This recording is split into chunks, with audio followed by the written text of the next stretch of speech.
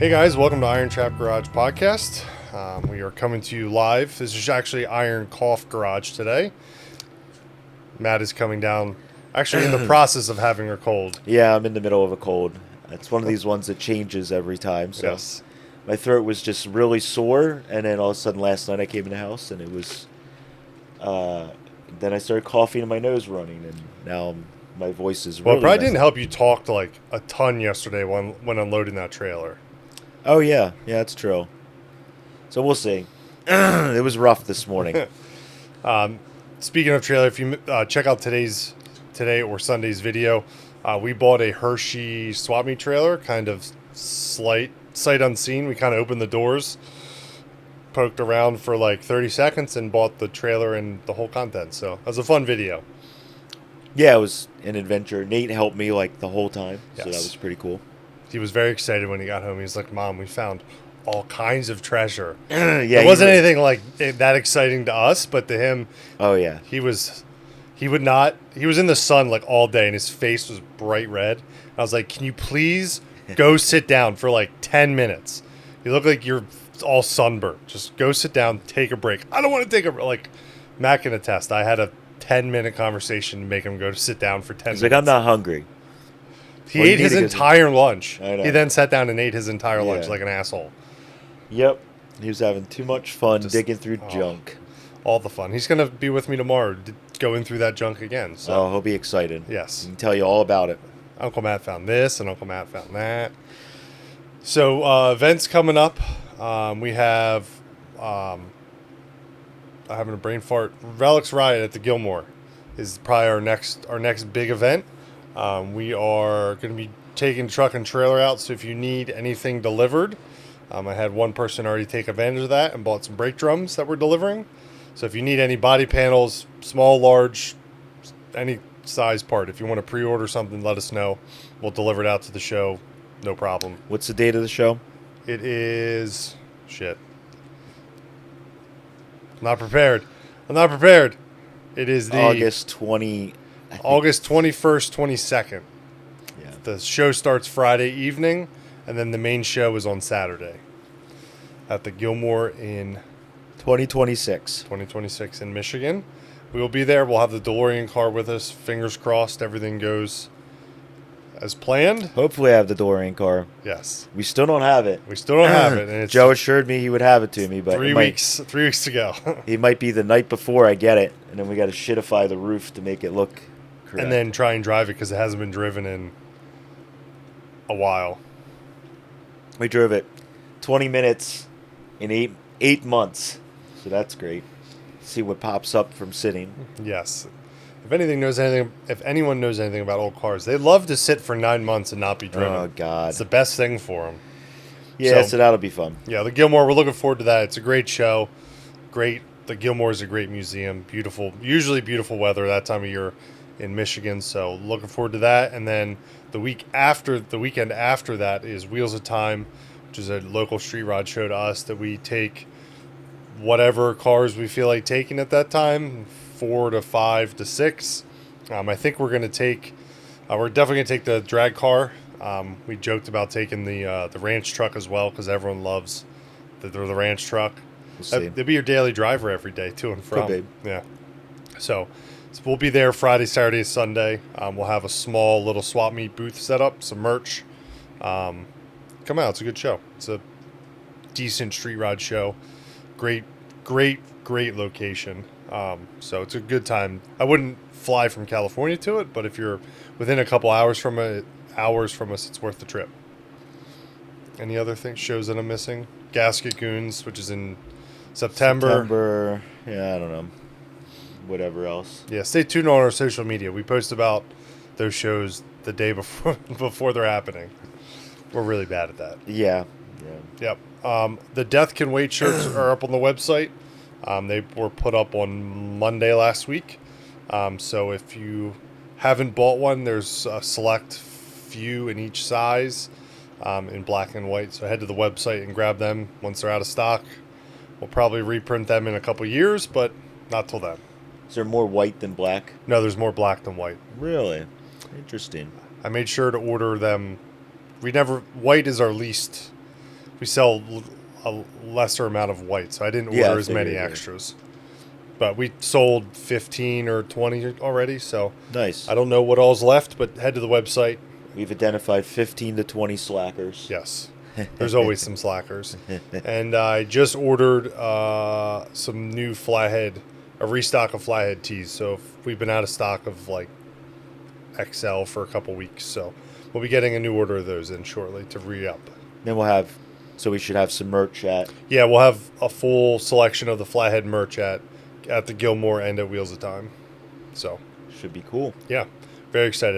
We haven't been to Relics Ride. It's in 2 years, I think. Yeah. So it's always the Gilmore changes quite often as well, the displays. Mm-hmm. So looking forward to checking out some new.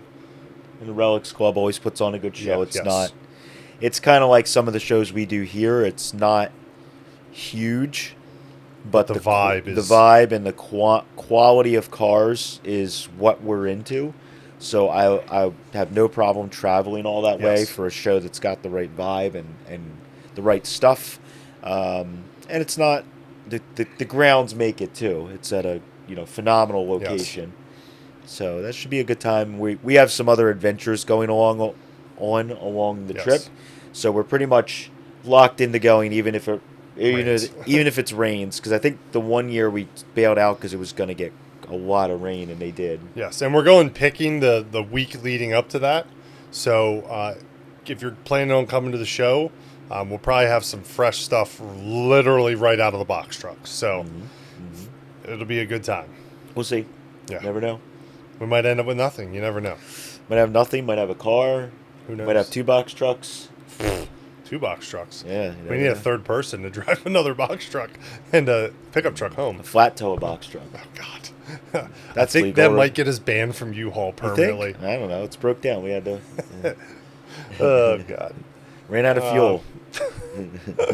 Also, this coming Friday, August 7th, 2026, is our fourth? Yeah, our first Friday live swap meet. So Yeah.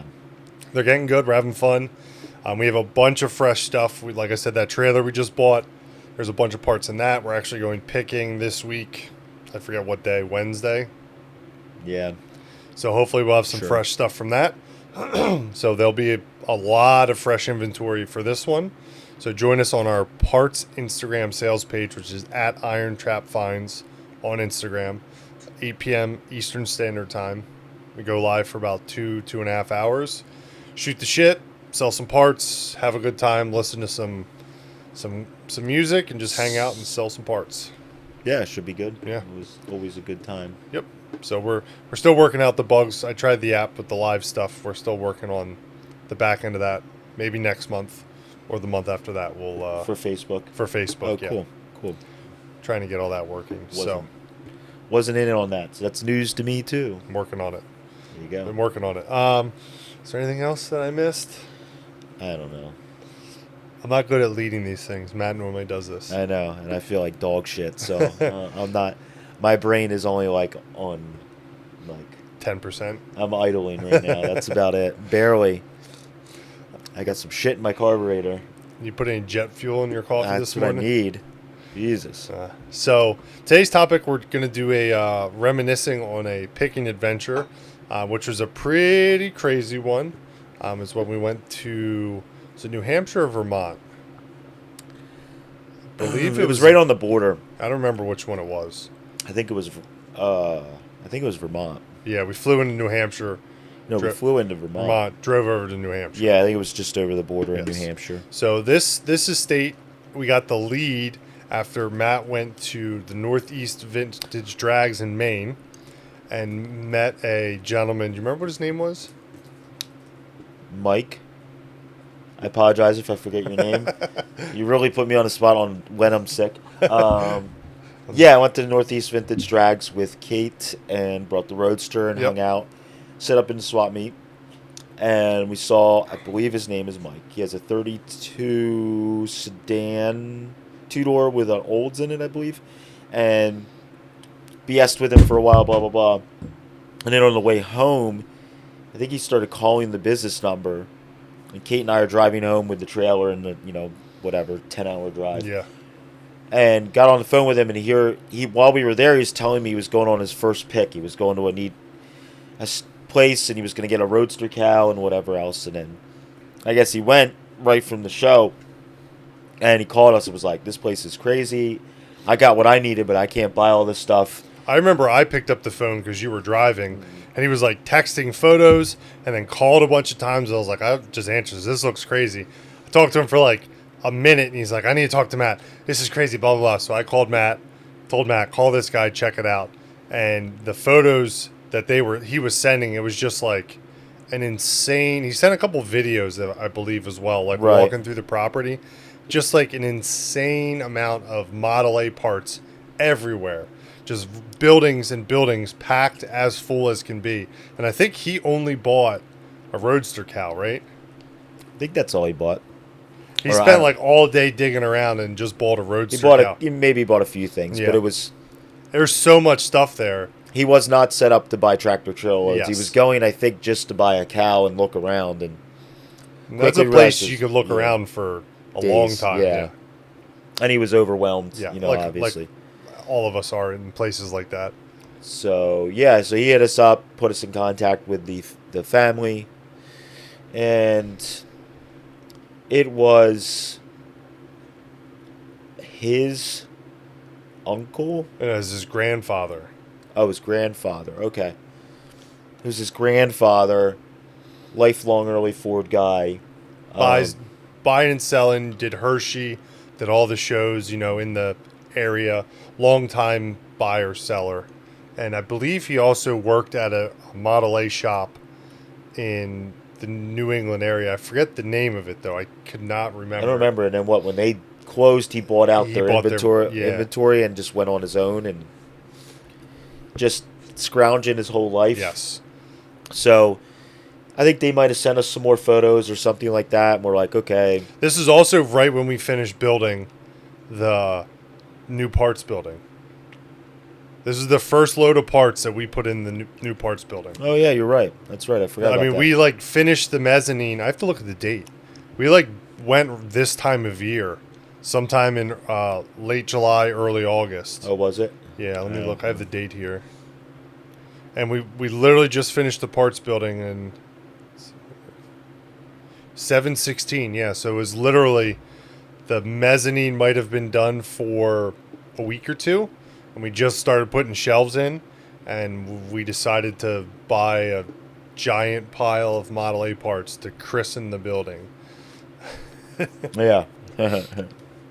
So Matt got in contact with the grandson. Him and his wife basically took care of his grandfather. They couldn't afford to put him in a home, so they took care of him for 2 or 3 years. I believe he ended up with Alzheimer's or dementia.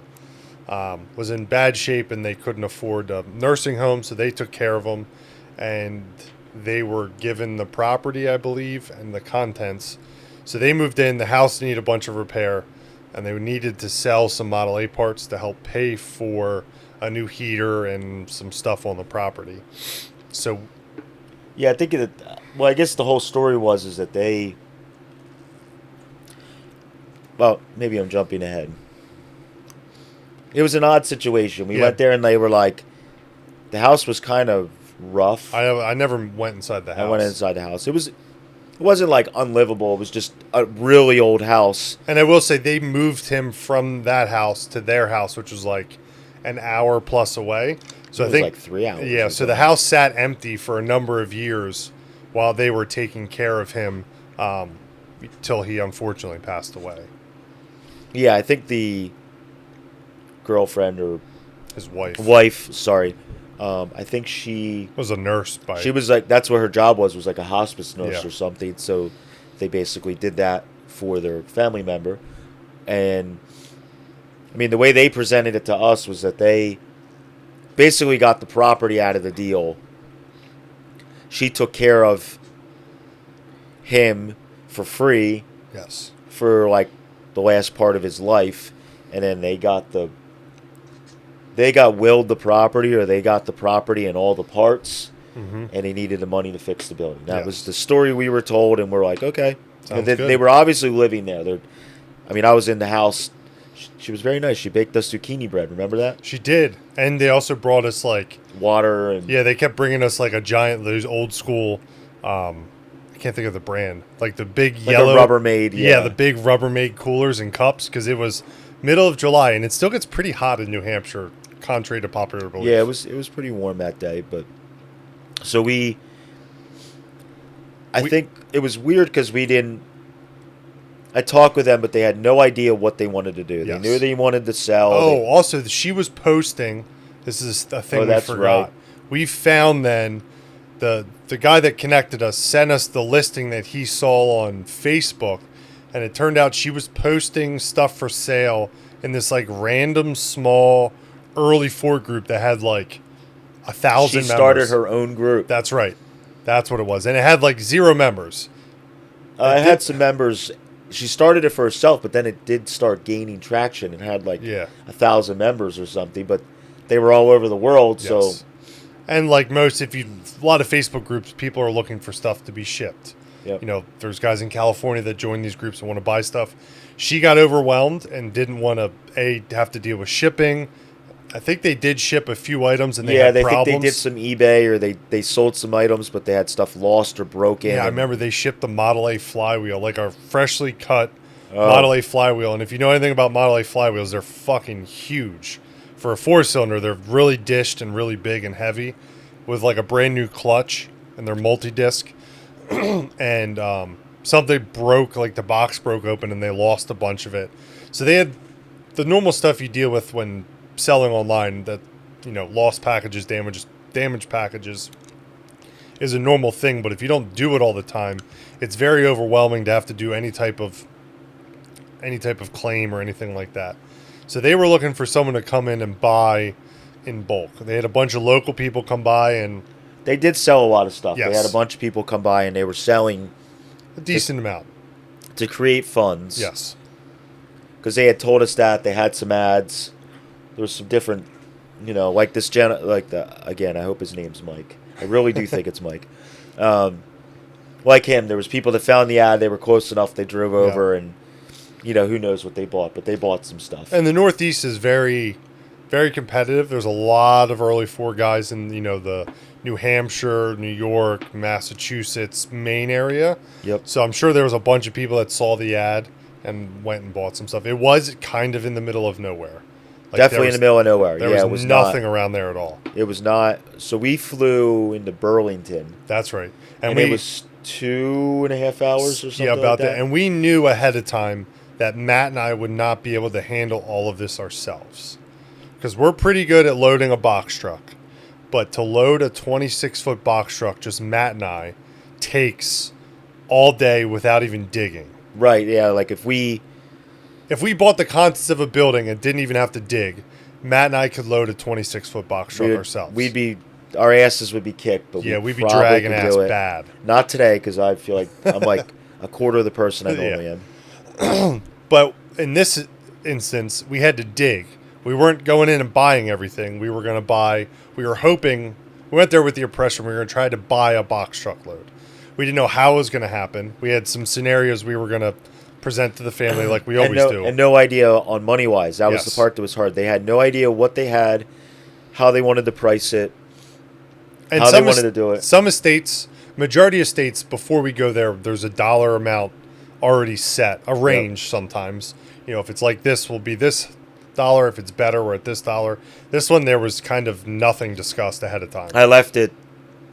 They had no clue, so we kind of just left it open-ended. And I think they wanted us to fly up. They want us to come up there and look around and then talk about what we want to do. I'm like, it's financially, it doesn't make sense to travel all the way out to you in the middle of nowhere. And we had that conversation with a lot of estates. They're like, well, just come look at it. Well, I got to fly.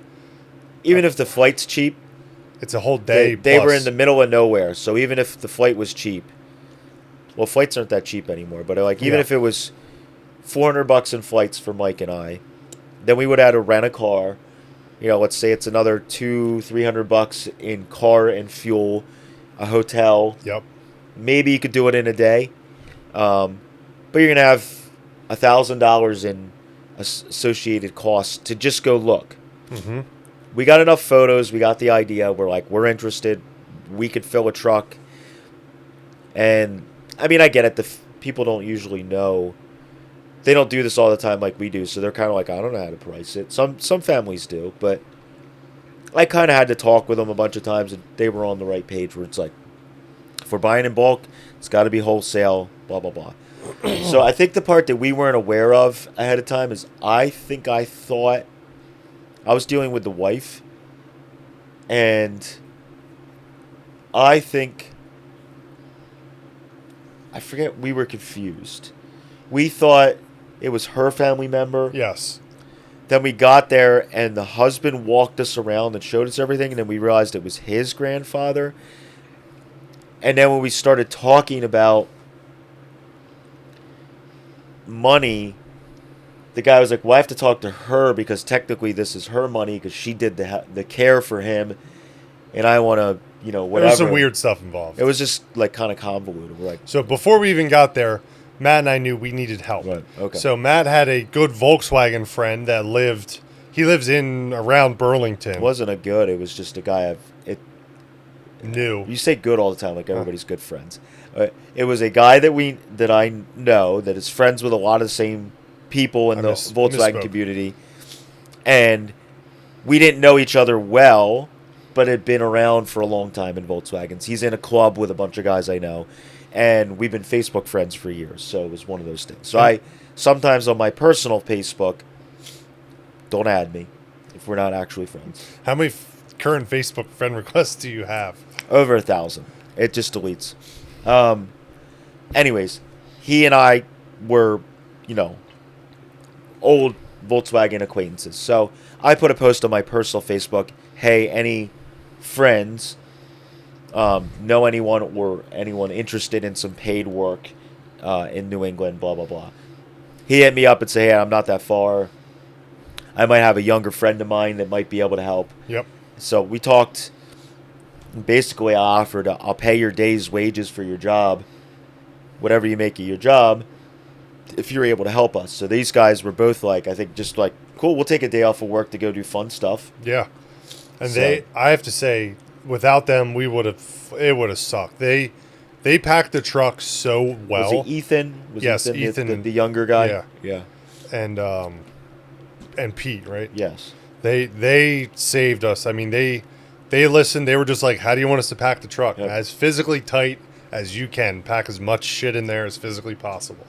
So I guess when we were walking around looking at everything, I started talking to the guy about, it was difficult because they were looking at stuff online. They were like, oh, this Roadster Cal, that could be $1,000. They're like, well, not really. It's been sitting in the dirt for who knows how long. I mean, Roadster Cals can be worth $1,000, yeah. But this one isn't. So we were like, I was getting a little nervous because the prices were, they weren't they were dangerous enough to look things up on the internet, but didn't understand condition mattered.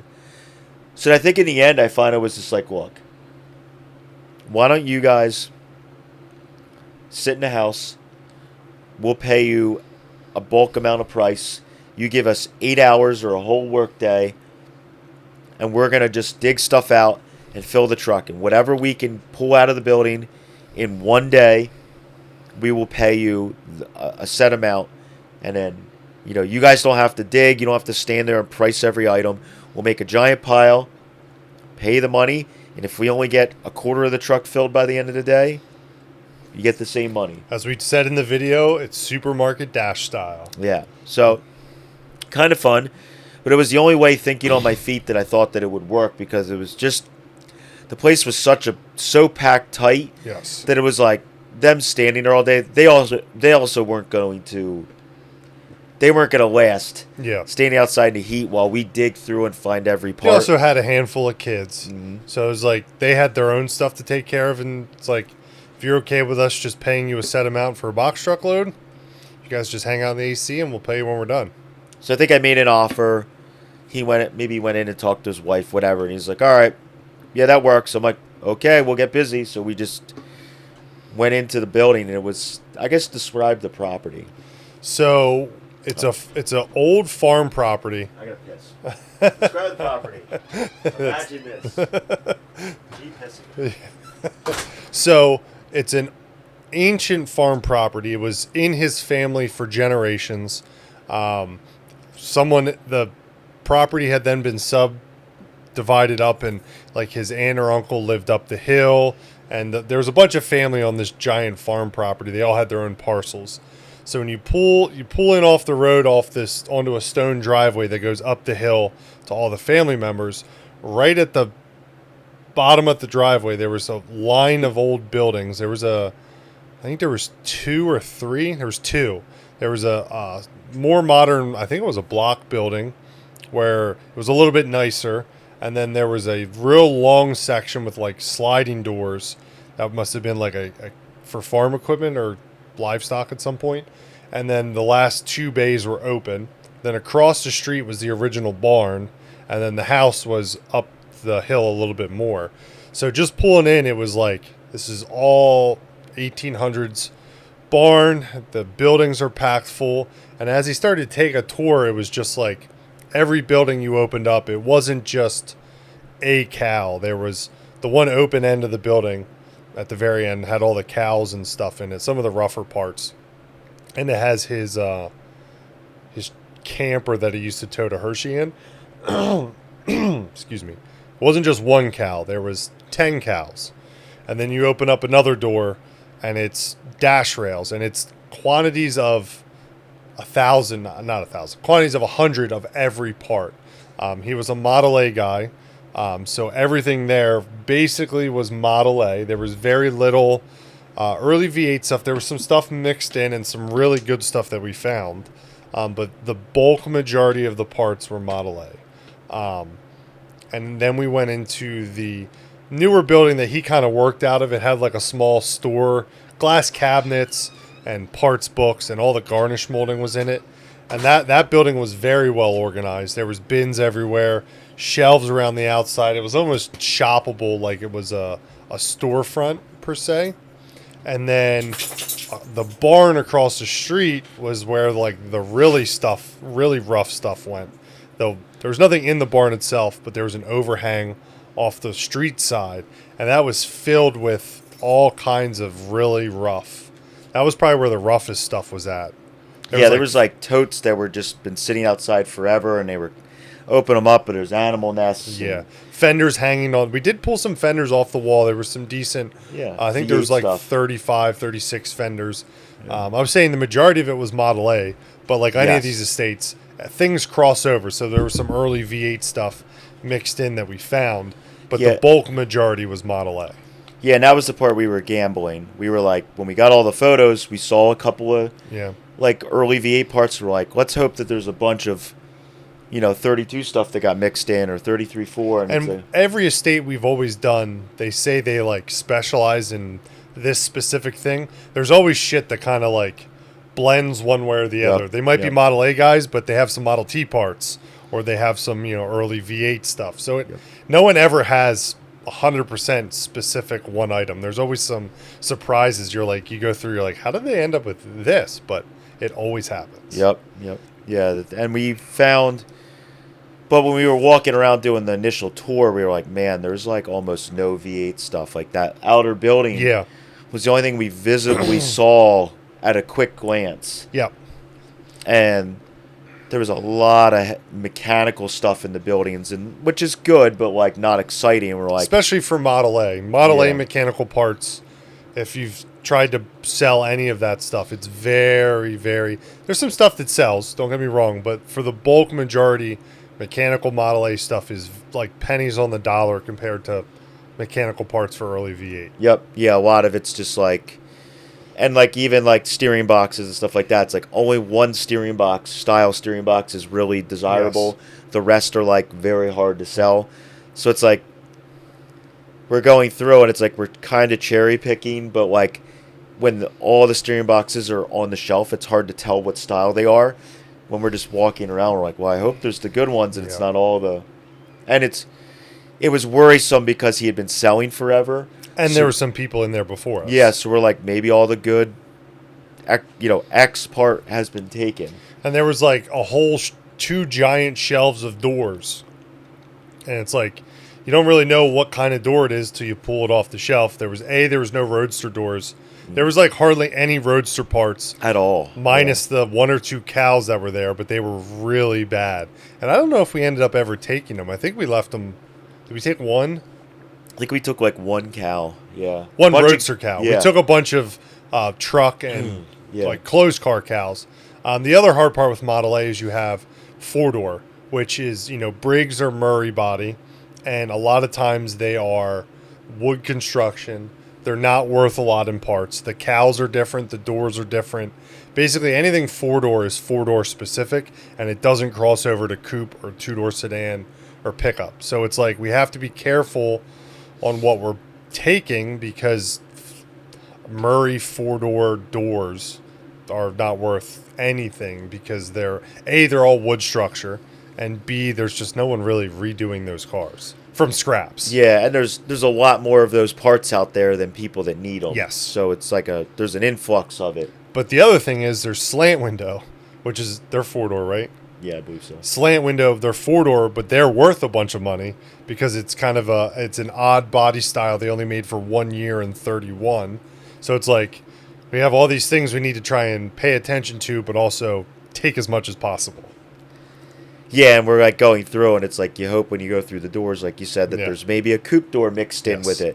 And there was a ton of coupe and 2-door stuff that we went through. A lot of 28, 29 coupe doors. We had a giant pile of them for a long time. But it was like, as you're looking at the doors, you can't tell. Is it all 4-door shit? We're going to pull these all off the rack, and it's like we take one door out of 75 doors that are here. The one thing we did learn when we were there from the gentleman that was giving us the tour was that the guy was really hard to deal with, which was in our favor because that means he didn't sell a lot. From what we understood from other people and the son was that, or the grandson was that he would not dicker at all. His price was his price, and if you didn't like it, see yourself out. And he was telling us that his thinking was if somebody walked up, if somebody paid his price, it was too cheap. Yeah. So he priced stuff higher and higher and higher till a person was shocked at the price. And then he knew he was in where he needed to be, that he was getting top dollar. So, which is the opposite thinking you should do if you want to actually sell yeah, so we knew that there was a lot of stuff that probably didn't get sold over the years unless he was gouging someone. Yeah. Or it was really, really good, and then somebody would pay the price. And as we were walking around, we started at the one outbuilding and did the buildings that was mostly body panel stuff. Hoods, or not hoods, like doors and body pieces. There wasn't a lot of fenders and hoods there that I remember. I think there were a lot of them were across the street. But the one building that we worked in a lot was like dash rails, visors. There was a ton of garnish molding, doors. The whole back wall was bumpers. Remember all the bumpers that were hanging on the wall? Which we've messed up and didn't take any bumpers. We should have taken some. Yeah, we didn't. And like he had stuff awkwardly separated. Like all the headlight glass was in the building we worked in first, and then you get to the other building, which was kind of set up like a store. The way it was organized, all the buckets and trim rings were in there, but he had stuff like spread all out. So we focused in this first building.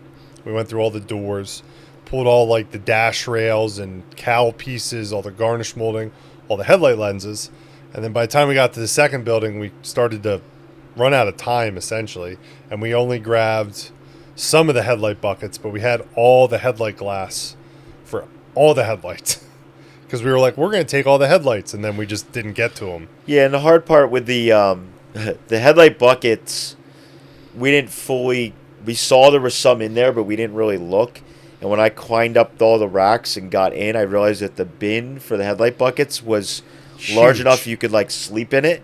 Yeah, it was big. So I was like, but it was filled, I don't know, waist deep, knee deep with headlights of 32, 33.4, 35.6, yeah, Model A. And the way it was set up, it was like a big bin with a bottom opening, kind of like those ball pits. Yeah. You go to the grocery store where you pull the ball out the bottom.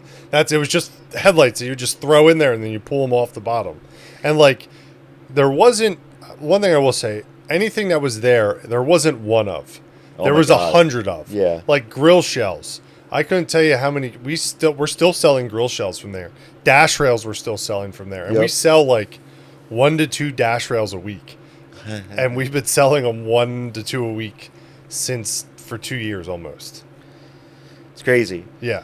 So it wasn't like some of these estates you go to. It's like one of this, one of that. There might be a bunch of this, but it was like everything was quantity of 100. I think that one was the most we've ever seen of duplicates. Yeah, definitely. But I remember the headlight buckets was end of the day, and we got to them, and I started digging, and I'm like, oh my God, there's like An endless supply. there's like 50 I remember 50 filling. sets of 35.6 headlight buckets. Was it trash cans that we were filling the buckets, or was that the trim rings we were putting in trash cans? I think trim rings. I don't I remember putting like physical trash cans full because the trim rings were actually in the ceiling. Yeah. On like 2x4 posts. We were just like taking handfuls, put them on our arm, and then like bringing them down. Is there anything else? Do you remember finding anything crazy in the buildings? I remember a set of doors that we found. We found 3 window doors there. Do you remember that? Oh, were they 35.6? 35.6 3-window. Yeah. As we were going through the doors, I was like, oh shit, that's round. The easy way to tell 3-window doors is they're rounded on both ends. Yep. Most coupe doors or sedan come to a peak. So I was like, oh shit, that door's rounded on both ends. And there was some off-brand stuff mixed in. I think the one was a little rough, like it was in an accident. Yeah. So, but we found one that was like on the front. Shit, that's a 3-window door. Like, man, I hope we find the other. And it was like the last door we picked off the top rack. It was like all the way against the wall. We started pulling them off, and I was like, no way, we found the other door. And it was like insanely nice. Yeah, Compared to the yeah. other one. I was like, this is what dreams are made of. When do you ever find 3-window doors? and I think I like quickly roughed out the bad door. I don't remember if I cut the inner structure. I think you just did some hammer and dolly work. They went to our good friend Donnie Kizzy, who's out in Indiana, Illinois. He buys stuff from us at Hershey. Oh, okay. He need him for his 3-window. Good friend. Good friend. He You say buys good customer, I should You say. say good friend all the time. Like I don't know who that is. He's a good customer. He buys parts. Sorry, from us all the Donnie time. Kizzy. I don't. You're like good friend. I'm like I don't. He's a I've good heard the customer. name. Good customer. Okay. But is there anything else that we found that was that? Man, I'm racking my brain down. Any 32 parts? I was trying to remember. There There was was like, there was almost no 32 stuff. but We- headlights and headlight bars, which is The weird. one thing we do have that I still have kicking around just as a joke, found a 32 Roadster door skin. Oh, yeah, An that's inner right. structure that's No. roached. Is there inner structure or is it just a skin? It's both. That's right. I found both pieces. They're kicking in my upstairs still. That's right. They were in that second building that was like a store. Yeah. I was like, look, a 32 doors Roadster door. And there was like a bunch of stuff pushed up against it. And then you picked the door up and there was like nothing left at the bottom. You're like, oh, that's why this is still here. Yeah, it Really like bad. it sat on its face. The inner structure is rotted in an odd way where I think the top was rotted, Yeah, that's right. but the bottom where they normally rot out is good. That's so I right. kept it because I wish I had that for the DeLorean car because that's what I needed on that, and I had to buy Brookville that's right. Yeah. pieces to patch in. But We got a bunch of neat like accessory stuff there too. yeah, we did get a lot of that kind of There stuff. was these cool. Remember those green dash trays? They were like accessory dash trays that clipped under the yeah. garnish molding. It was like a pad to put your cigarettes in your lighter. They were Oh, like right. clear green. Those were pretty neat. There's a bunch of just neat knickknacks like there's AA or AAA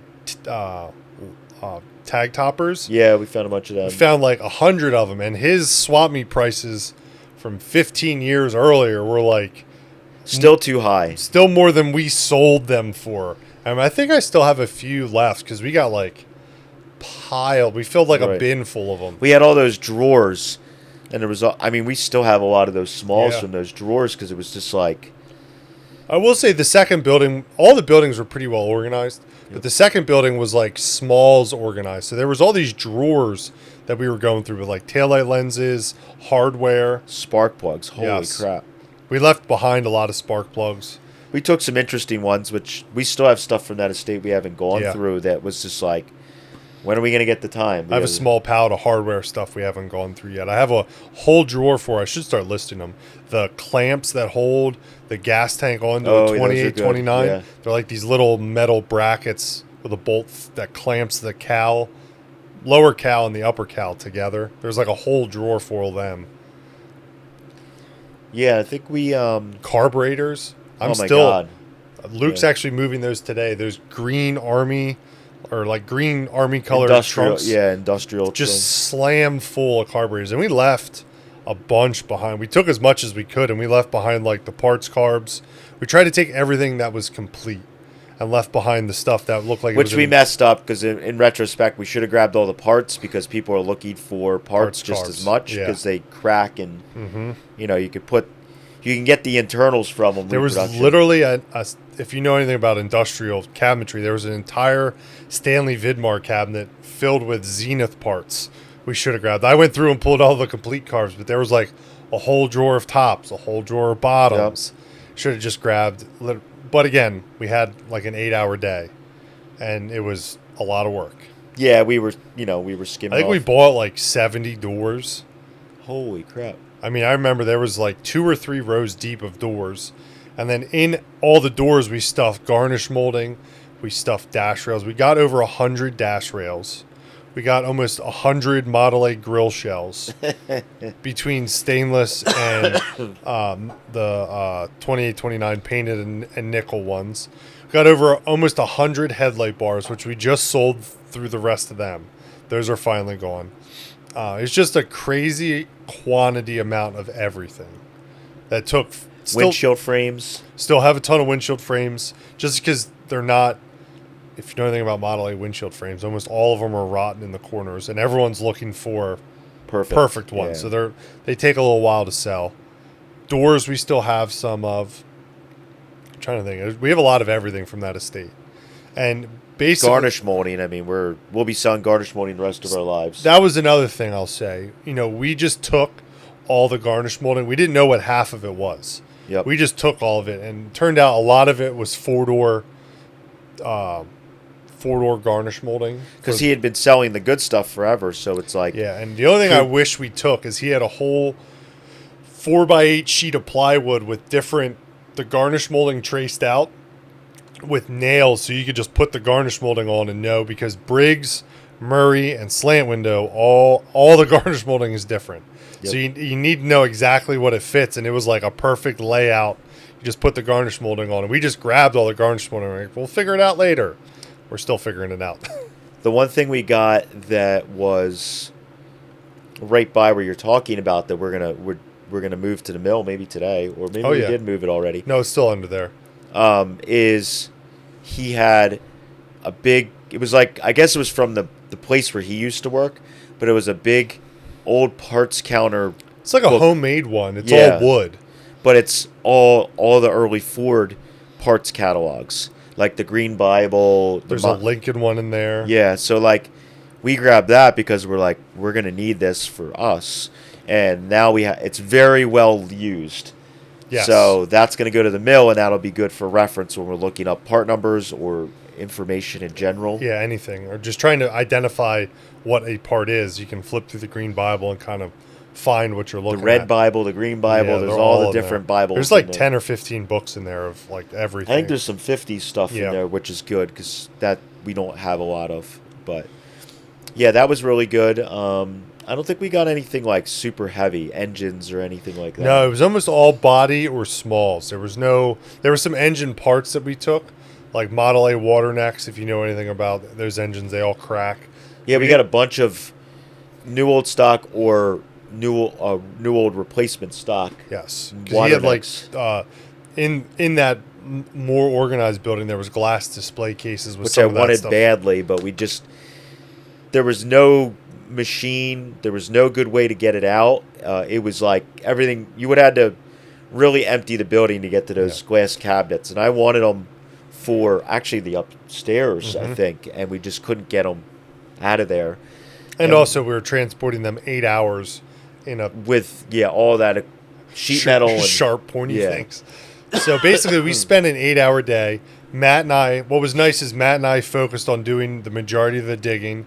I was running the parts to the box truck, and then Pete and Ethan were just that their whole job was literally just pack it in the box truck, and they did. I mean, we fit a lot of stuff in that 20. We had even more room. If we had like a 12-hour day, we could have got it done. The big limiting factor is there was like a nasty thunderstorm coming. Remember? Oh right. And it got like dark outside and looked sketchy. So we're like, we know this storm's coming. We have to finish by roughly 5-6 o'clock. We'll get out of here and be done with it. And luckily we did, because that storm was fucking.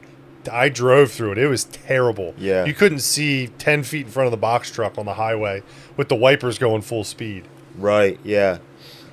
Yeah, and I think the biggest takeaway was the guy had been selling his whole life. Yeah. Anything that was really good, Roadster, Coupe, 32, Yeah, I don't early know. V8, like all that stuff was not there. Either people that got in before us bought it, or he had sold it. So that kind of was disappointing for us, but we sort of half expected it. And we've dealt with some other estates locally. You know, there was a guy that was the 32 guy in the area. So when someone got into a 32 estate and they got those parts, they would call him right away. Because wasn't there a guy up there that he sold 32 parts or 33-4 parts to? No, in New England, or Pacific Northwest, there was a guy. That's That right. was that whole story. That's right. With Dan and his dad. Yeah. So there's always that guy. We have a guy down, two gentlemen down here that specialize in 32 or used to do 33-4. And those were the guys everyone would call. Yeah. So that was a bunch of them, actually. Yeah, But so I'm pretty sure that's what happened with him. He had a friend that was nuts about X, Y, or Z, and he would just sell those parts to him. Or that was the fresh stuff he took to Carlisle and Hershey. 32 stuff, 33-4 stuff always sells since the beginning of time. Yeah. Since 1932, everybody's wanted. But it was that stuff. weird how much he had of like 32 headlights. Like there was an insane amount, and headlight glass, and like he had a bunch of new old stock headlight lenses for Model A up to 30, 39. I mean, I'm still selling 37.8 and 39 headlight lenses. Oh yeah, I from remember there. that. There was a lot of 38, Yeah. 39 headlight glass. Yes. And trim rings. And stainless rings. Yeah, and buckets. And it was weird for being a Model A person that he had so much of a specific item of early V8 stuff. Well, I wonder if he was probably doing a lot of auctions. That's true. And he was picking them off at auctions Yeah. for affordable. Yeah. Or the place he used to work might have bought out a dealership. You know, That's or true, yeah. stashes, and there was, they came from an old dealership, and there was a ton of it. It's hard to say. There's so many stories with this old Yeah. stuff that you never then- really know. So that was probably one of our only trips. We very rarely travel that far and only make one stop. But that was our only stop that trip. Oh right. We came right home because we just finished the warehouse. So we were And the truck was slam packed. yeah, full. we still had room, I think. I don't think it was full to the ceiling. I think pretty full. it was though. pretty full, yes. So we drove all the way back, unloaded the next day. But remember, we stopped. I think so far in my experience, don't go to middle of nowhere, New England for Mexican food. That was terrible. It was terrible. It was not good. Took forever. Yeah. But we were soaking wet from the storm. That was probably the scariest rainstorm I've ever driven through. I could not see anything, and we were doing like 20 miles an hour on a major highway, just trying to find the lines and stay between them, because it was like wipers on full speed, but it felt like we had zero wipers on. And we also kind of had talked to Pete and Ethan about 2 days there. 'Cause Yeah. we thought we might do 2 days, but the way the negotiations worked out was just 1 day, whatever we could do and fill. So we met them for dinner. We're like, thanks, guys. And I paid them for 2 days, actually, Yeah. because they had planned that. And they busted. I mean, without them, we would have been It would have been toast. 2 days if it wasn't Yeah. for them. Yeah. And dude, imagine if it rained. So to get down to those lower garages, you had to drive up the driveway, and then I backed the box truck down like what probably was a stone driveway at one point, but was all grass now. Imagine if it would have rained. I didn't think it was dry, and I didn't think we were going to get the box truck out.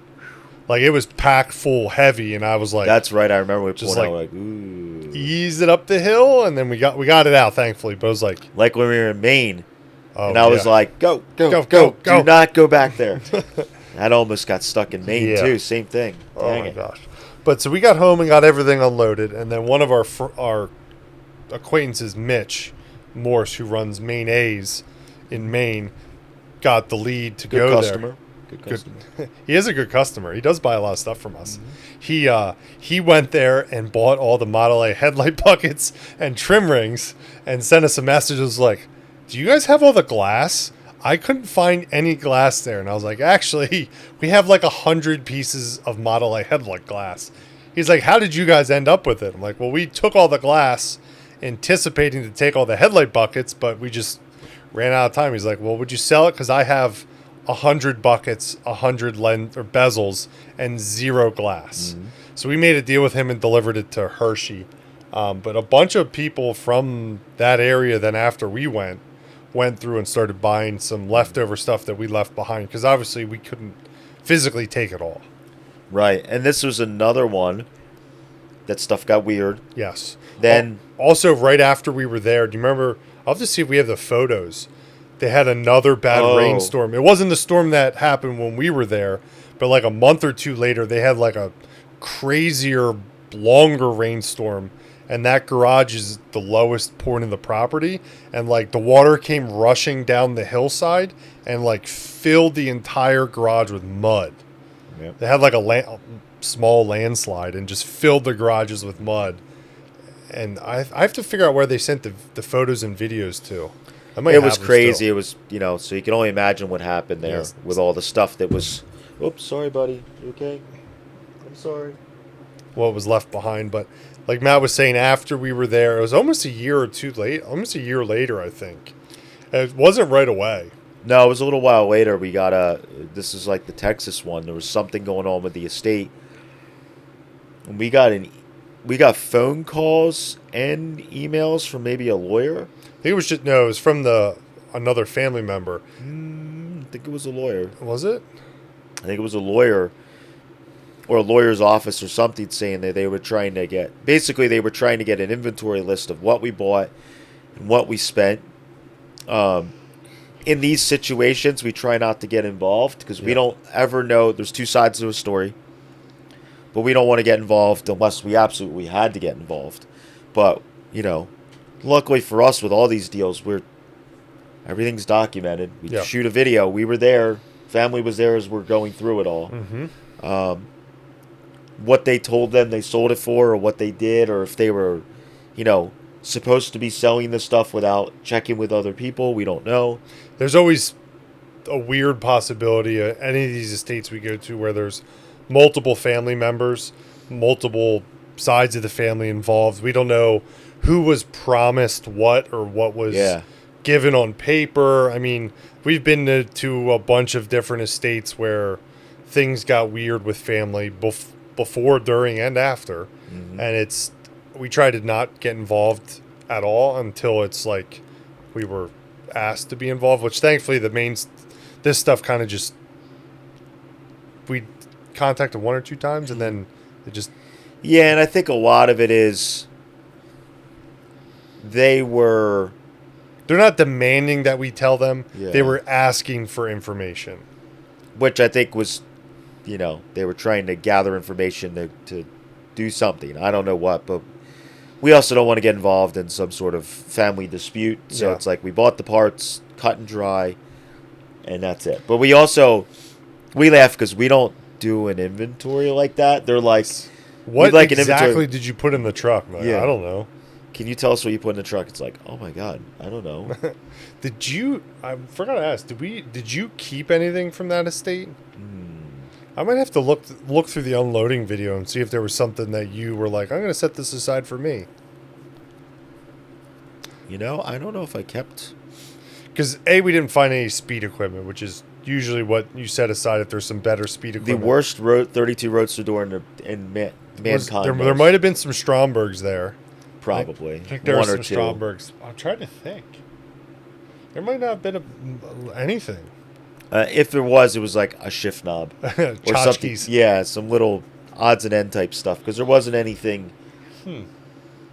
And I think there used to be signs, but somebody got in there and bought some signs. Either at the end of the guy's life or right after he died. I don't remember. There wasn't anything. I don't recall of anything. This is purely a business transaction. Because a lot of times we do these estates because Matt is interested in something that's there. This is purely just inventory. We still have a lot of that inventory. Crazy. And that's... I don't think I've ever seen... Quantity of single items. Yeah, especially Model A. Yeah, it was definitely a Model A Hoard. So that one... I think there's still that stuff still I think is there. It might be covered in mud and silt. I don't know. We did get an email like a month or two ago from someone in the family asking if we'd like to come back and buy more. I think buy the rest because they need to sell the property. But at this point, we took what we felt was the better of the best stuff, and then there's been other people in there since, so I can only imagine what's left. Yeah, and I think that's what my email back was like. If we were to buy it, it would have to be so insanely cheap because we're kind of taking the bottom of the barrel, and we're doing a service by cleaning up. And it's 8 to 10 hours. Yeah. It's very out of the way for us. I'd be going for those 2 glass display cases. If they're still there. No one's stupid enough to drag them out of there. Just us. That's all. Just me. We agree to go buy everything, but we only go there for the glass display cases. I think we'd skip that. Yeah.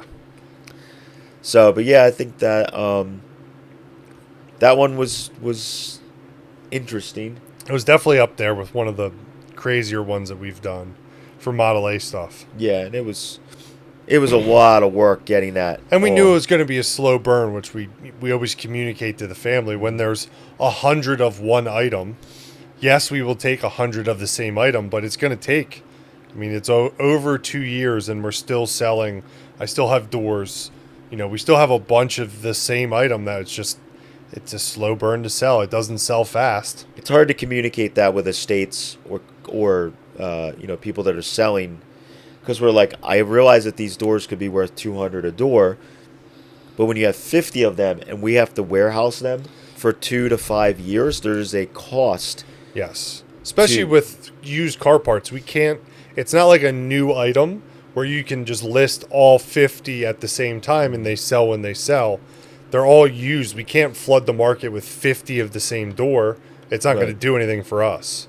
And it's normal business equations. I mean, whether it's Amazon or Walmart or anyone, they have a cost associated with keeping an item on a shelf for extended periods of time. That item has to pay rent. Yep. Essentially. So if it sits on the shelf for 3 years and we only get $200 for it, that might have cost us $200 in space. And eBay listing fees if it sits on eBay for 2 years. Moving it 3 times. Yeah. I remember since that was like the first stuff we moved in here, we had an organized section for just Model A stuff, and it was like the section. Actually, we took 2 sections because there was just so much Model A stuff, and I hung all the garnish molding up, and it took up all the garnish. I was like, we'll put all of our garnish molding here, and then I just hung up the garnish molding from that estate. It's like, well, we have no room for all the shit we have to bring from the warehouse to here because that's all the garnish molding space I've planned.